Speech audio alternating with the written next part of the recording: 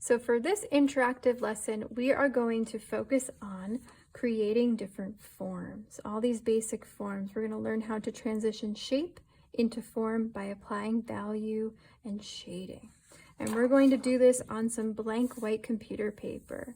For this lesson, I am expecting you to draw along with me, and then at the end, you're going to have a notes sheet that you're going to take a picture of and submit for your participation grade.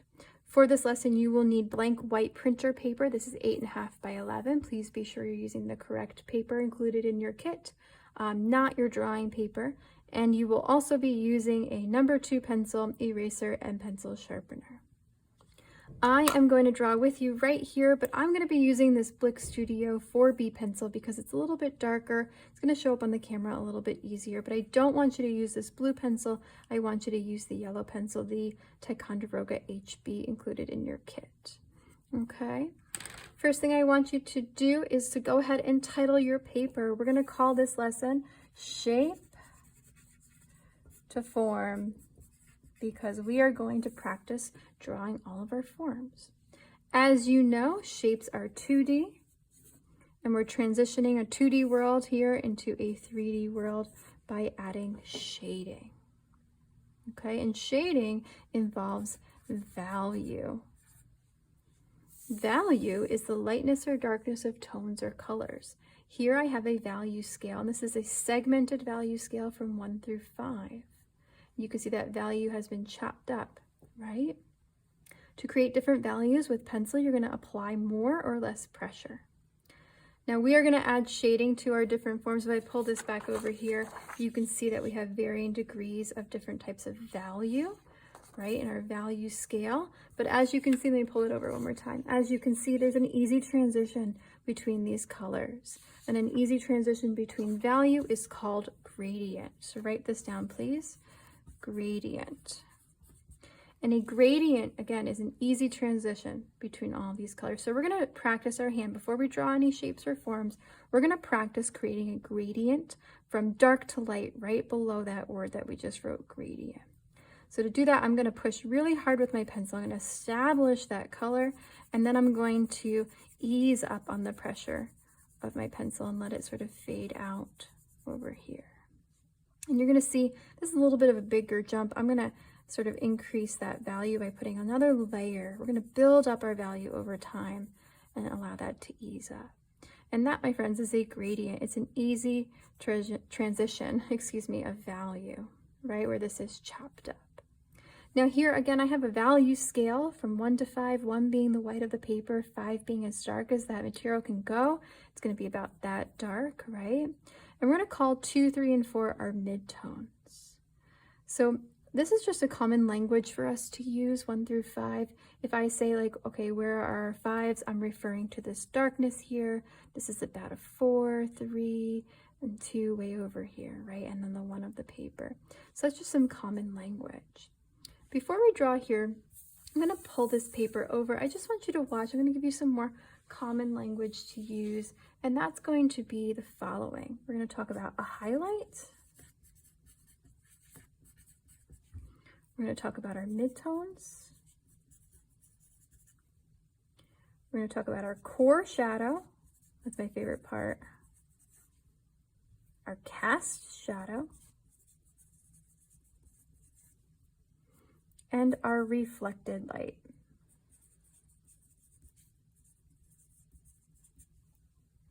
Okay, so let's put these words over here into our sphere.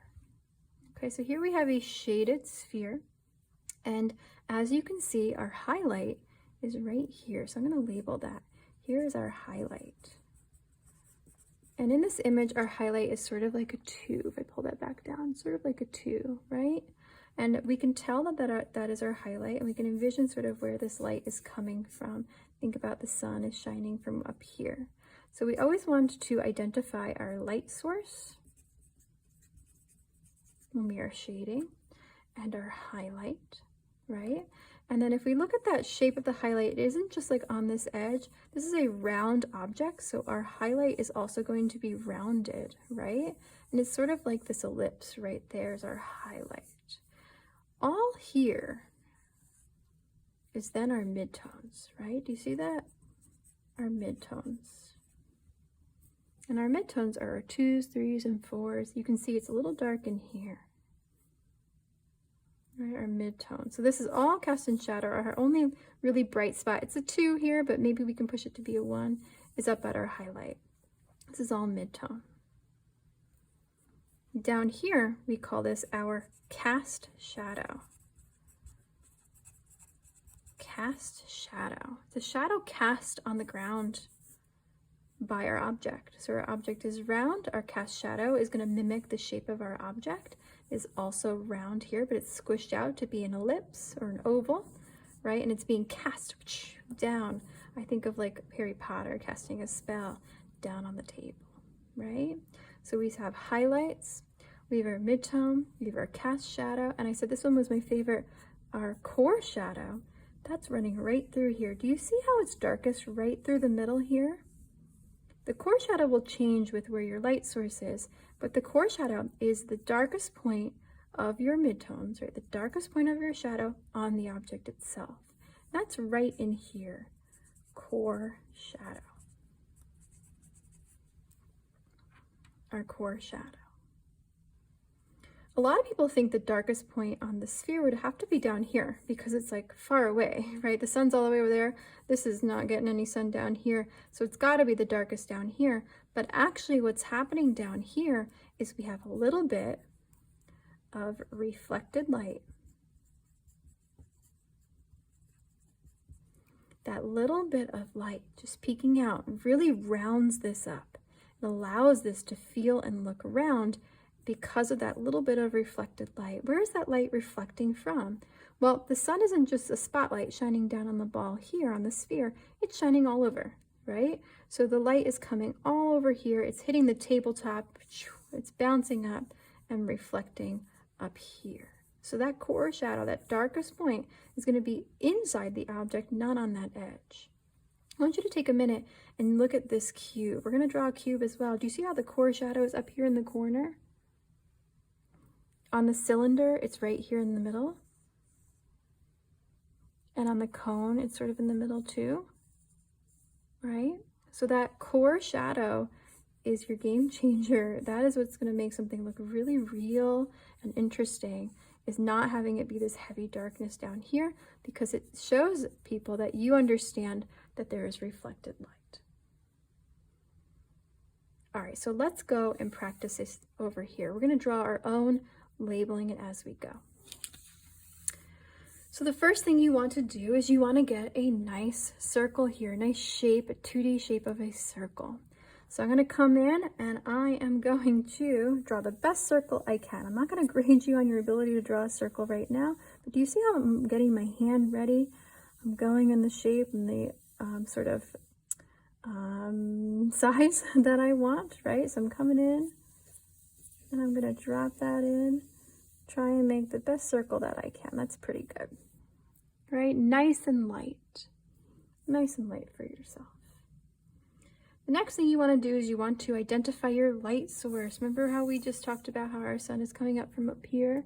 So my light source, I'm going to say that my sun is right behind the word shape, and it's sort of shining down like an angel. Ah, right, here it comes, down over my sphere. That's going to help us identify our highlight. So our highlight is going to be up here. I'm going to draw that in roughly to remind myself where that goes, our highlight. And let's go ahead and label that.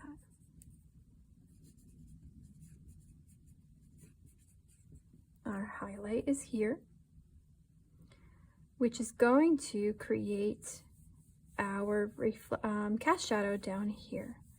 I'm going to have to jump up to turn my light back on.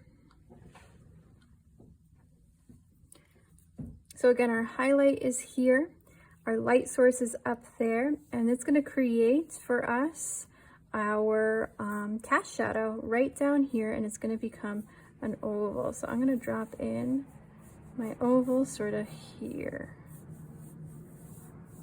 sort of like that. Right, drop in that oval for yourself. It is going to go underneath our sphere, but then get cut off over there. So we have our highlight. We're going to call this our cast shadow.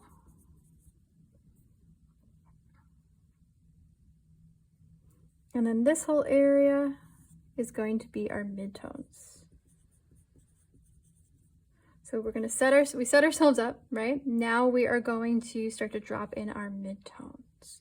Now, before I do that, I want to pull this back over for a second. If I drop in a sphere and I shade, I'm going to do two. If I shade the sphere, thinking about that, and I shade it this way, that's going to really flatten this out, right? So instead, I'm going to want to like curve my line work. I'm being really rough right now. I'm trying to show you that curving, right? Curve my line work around my sphere as I go. That's already feeling much more round, right? Instead of this. I also want you to practice your hand for a minute before you start to shade. We're not really talking about value and gradient and shading. We're going to save that really intense conversation where I'm going to tell you how to, or teach you how to move your hand, right? But I want to point out something to you. When you get your hand going, first of all, your wrist moves like this, right? When you get your hand going, try and make sure that you don't move your hand too fast back, right? If I keep my hand going in increments here and get a really nice, beautiful sort of solid color, if I move my hand back too fast, it becomes really scratchy. You're going to notice that I'm going to move my hand this way, and then I'm also going to move my hand in some short little circles.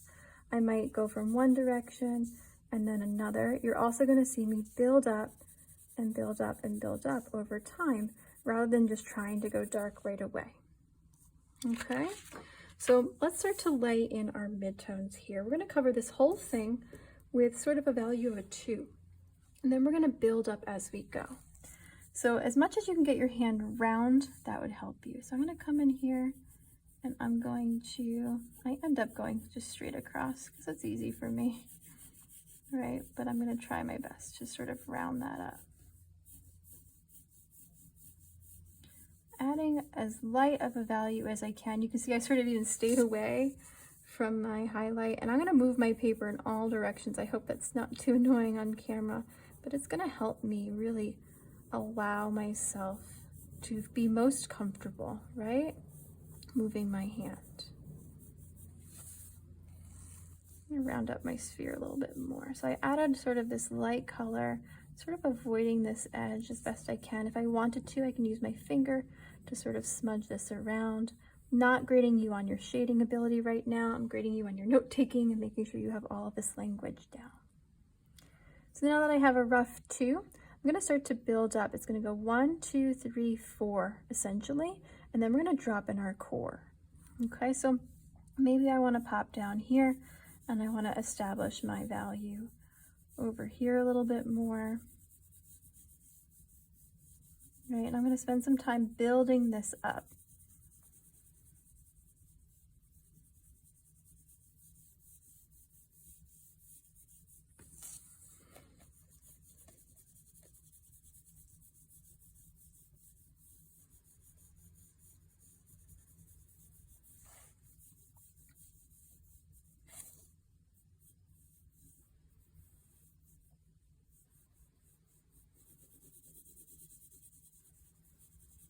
All right, so I've gone from light to dark a little bit. I'm going to start to build that up even more. This is feeling a little bit flat here. You see me keep playing with that. I think I need to, that's a little bit better.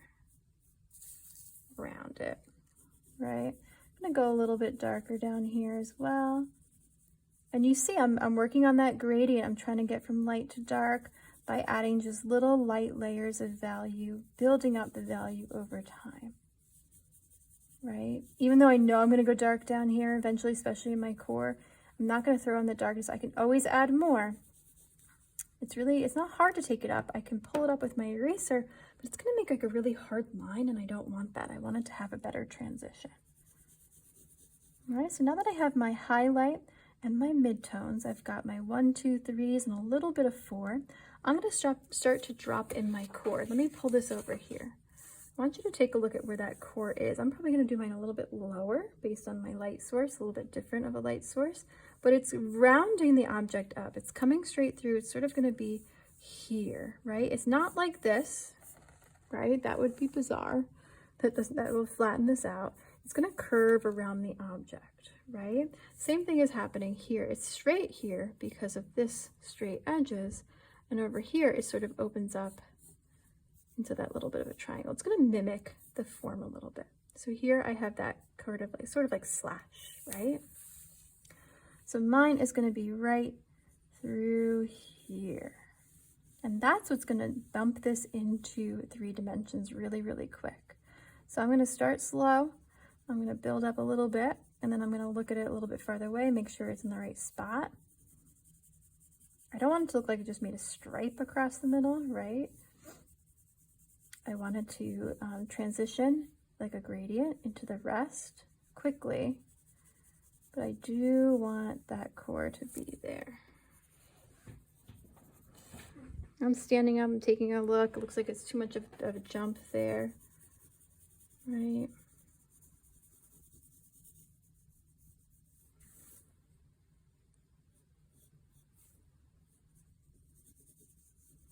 My core.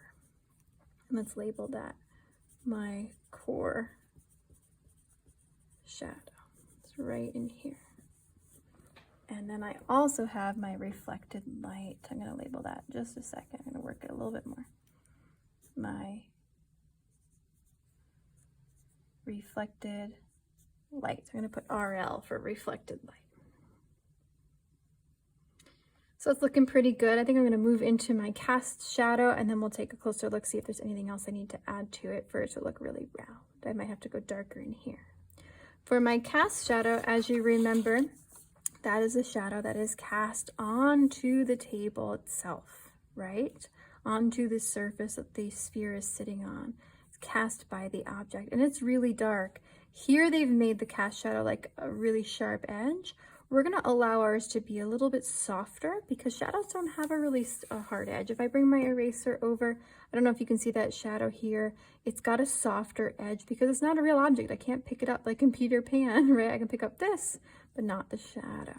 So I want my shadow to be a little bit soft on the edge, but it is going to be pretty hard over here where it meets the object. Where are my 5s in this picture? They're going to be my core a little bit. But really, the darkest part of this whole picture is going to be right underneath the sphere where it touches the table because no light can get down there. I like to think of it like in The Lion King, right? Where the Simba can't go, where the light doesn't touch. So if I come down here, I'm going to add in a really hard dark line right underneath my sphere. That's going to be the darkest part. And then I'm going to lighten up a lot because I'm going to go darker. But not yet. I'm going to drop in maybe like a strong 3, filling that up all the way across to there. And then I'm going to go back and I'm going to continue to establish that darkness, allow that darkness to breathe, to live, to exist, and to fade out. I'm working those edges because I don't want there to be like one color and then the next, right? So I'm coming back over here and adding a little bit of value, rounding that shape, making sure my shape makes sense. Maybe it'll come out a little bit more. That sort of thing. Now, if we were physically in the room together, I would put out these shapes. I have these shapes painted white. I'd put them on a white surface. I'd shine a white light on them so we don't think about color. We're just thinking about value, and then you'd be able to see this as happening right in front of you. For right now, for remote learning or for the camera work, we can't do that because it'll look a little bit different to everybody, but this is the next best thing. So this is looking pretty good so far. I'm going to stand up to get some distance from this so I can see it from far away. I notice this reflected light is a little too bright, so I'm going to throw it back a little bit. I'm going to add a little bit more value. Just like, just add a little more.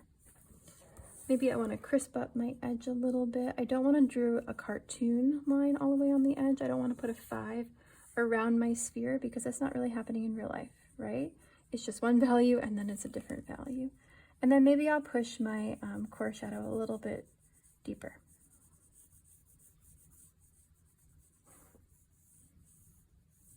right?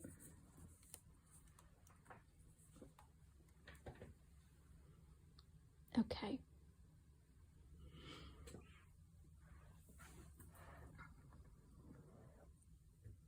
All right, so there is our circle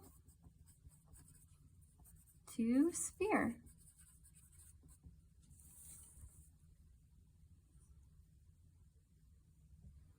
Next up, we're going to take a square to a cube. So right over here, you can see I've used about 1/3 of my paper. We're going to do a cube, cylinder, pyramid, and cone together. And this lesson takes about 2 class periods in class. So if you've missed just the top and then you were in class for the bottom half or vice versa, or you missed both days, just, view what you need to. But we're going to go ahead and do our square, our cube over here. Before we do that, we're going to practice drawing a cube. Here is a little bit of an isometric drawing of a cube. It's in 2-point perspective. I'm going to teach you quickly how to draw a cube in 1-point perspective. So to do that, we are going to drop in a square. I'm going to quickly draw a square, right? And then we're going to draw the exact same square if we could like copy and paste it, but only like up a little bit and to the right.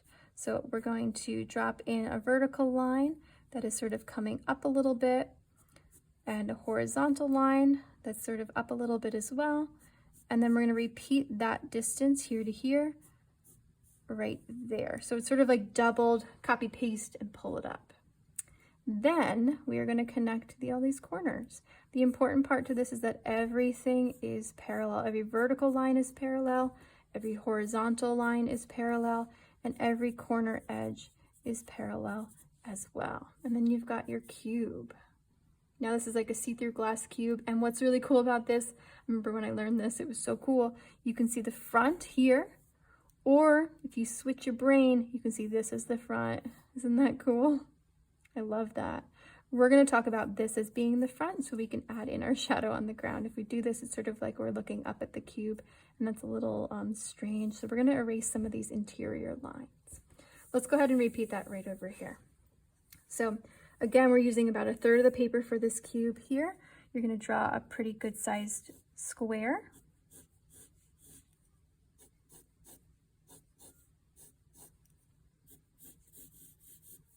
We've got our square there. And then I'm going to draw the exact same size and shape square. Mine's a little tall, just up and to the right a little bit. And I know we have not talked about perspective yet in this course. We're going to do that towards the end of the year.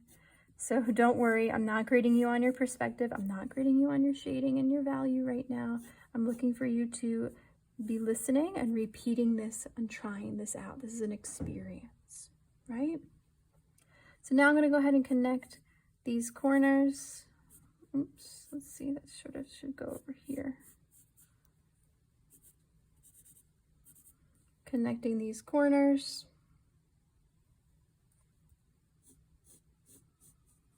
Make sure you're giving yourself enough space. I'm talking while I'm doing this, so this is feeling a little weird. Sometimes you're going to see me do a little editing, and that's okay. Right? I want to model that for you as well, so you know how to fix yours. And then we're going to erase our interior lines. So this is the front of our sphere. That means I don't need this line back here. I don't need that line there or this line here. Somebody asked me once, well, like, why did you draw them? Well, I needed them to help me figure out where to put the rest of the lines, right? But now that I've figured out my construction lines, I can drop them back. All right, so there's our cube, right? More or less. And we are going to establish our light source, which we'll put right up here. And again, you can think of how this light source will play across your object. And where is our highlight going to be? Well, if the sun is here, I'm envisioning this as sort of like towards the side, like on this side, but on the other, right? So it's like sort of going to hit that other side that's around from our viewpoint. So we can't really see our highlight, but we can label it. So here's our highlight. over here, which is going to mean that this side and this side are going to be part of our midtones, right?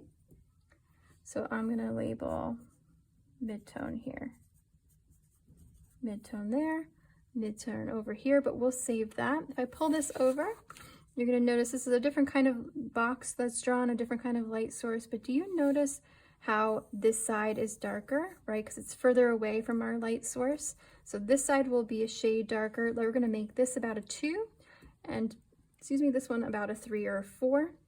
But notice the core. Remember, the core is through here. On a cube, it's sort of like up here from this lighting direction, right?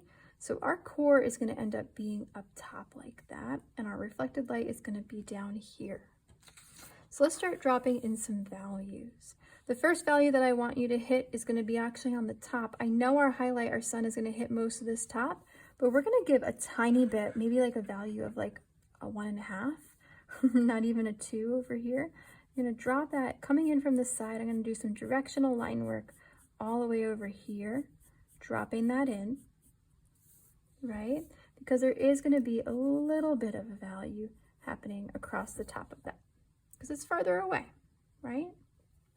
Then on this whole side, we're going to make that whole side a strong 2, maybe like a 2.1. So I'm going to come in, and I'm going to start to shade.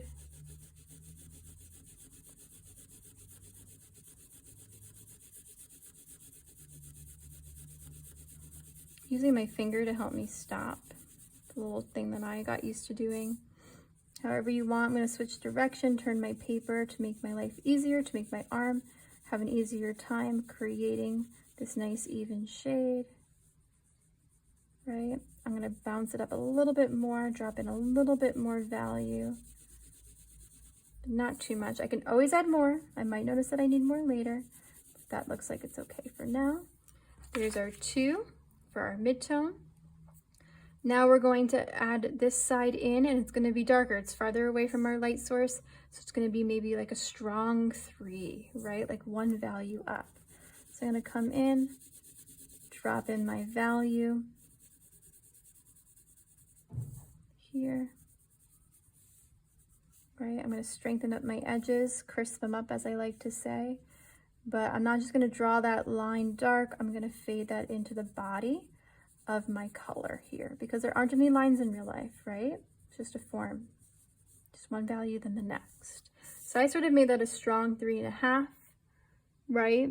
Here is my 4, and that's going to be my core. So this is also a midtone on both sides, but I'm going to add my core shadow right up here. I like to think of it as a cliff, like the light comes across here, it skips across the top, and it's just going to spill over the edge. It's not going to wrap, right? It's going to jump off the edge here and land over here in our shadow area, right beyond it. This area is going to act as like a cliff. So that's how I like to think about it. Drop this in dark on that edge, and you're going to fade it. Maybe it's going to be something like that, right? For our core shadow. You want to add enough of a core shadow so you can see the reflected light down here. So here is our core shadow. And down here is our RL reflected light. I'm going to pull that a little bit darker. I feel like I can do it a little bit more. Just there to make it feel denser, a little bit more in shadow.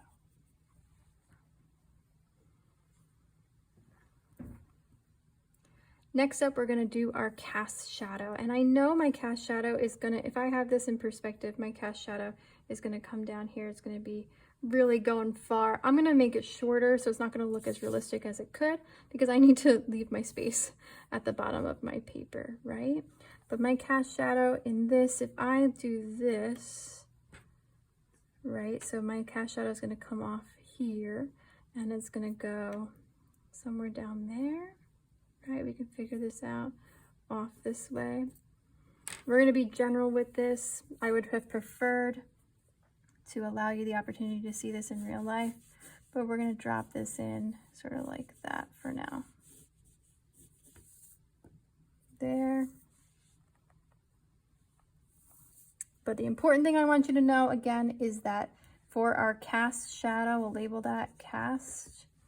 The darkest part is on the ground, right at the base of that object. So right down here, bam. 1, 2, really, really dark. And then you're gonna fade that up. I'm gonna have to turn my light back on.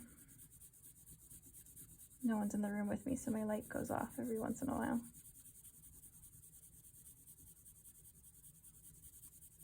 Okay, and then I'm gonna establish that darkness.